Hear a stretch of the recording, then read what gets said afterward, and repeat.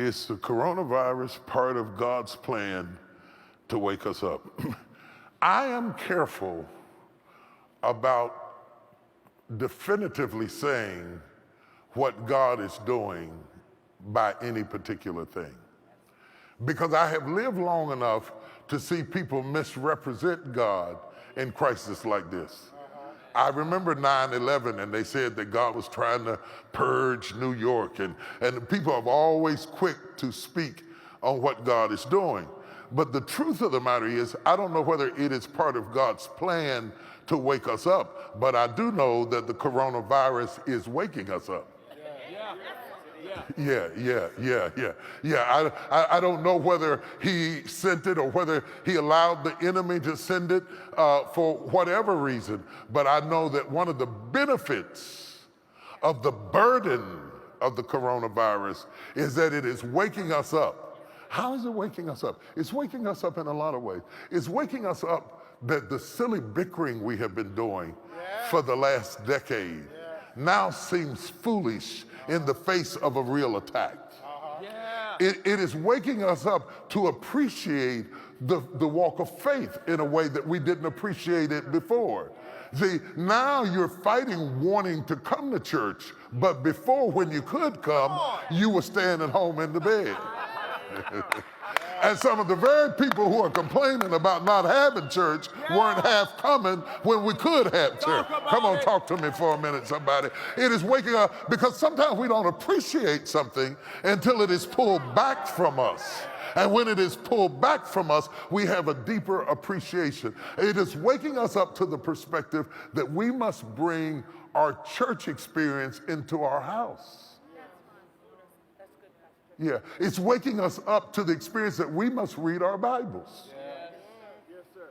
What happens if they shut us completely down? What happens if we get into a war and we're unable to do it? And to all of you who think that the church cannot survive save we meet, can I take you to China, where the church was meeting underground in basements for years? Can I take you to the upper room where the disciples were locked up behind closed doors for fear of the Jews? The churches often had to go underground. And even when it had to go underground, it has never been destroyed for 2,000 years.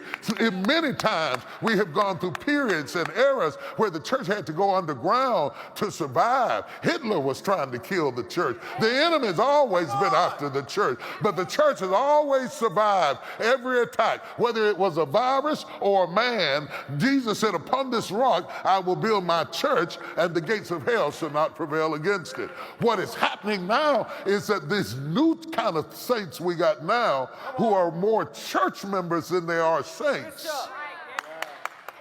are having to become saints in a way they didn't have to before, because the pacifier is taken out of your mouth of being able to depend on somebody else to pray for you. Now you got to get down by the side of your bed like your grandmother and pray yourself through and drive the enemy out of your house. Now you got to go, I'm going to really go old-fashioned and get you some consecrated oil and anoint your house and say, coronavirus, you shall not come in my dwelling place. And I anoint the head of my doorpost, and I anoint every wall and every window. And you got to walk through your own house and plead the blood and sanctify your space. Since you're in the house anyway, you might as well use it to overcome the enemy that's come against your life. Yes, it's waking us up.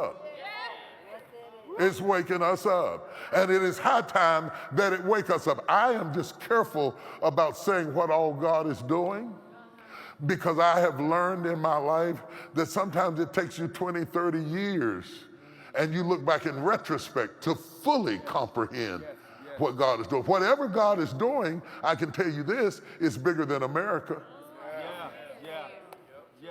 Whatever he's doing, it's global.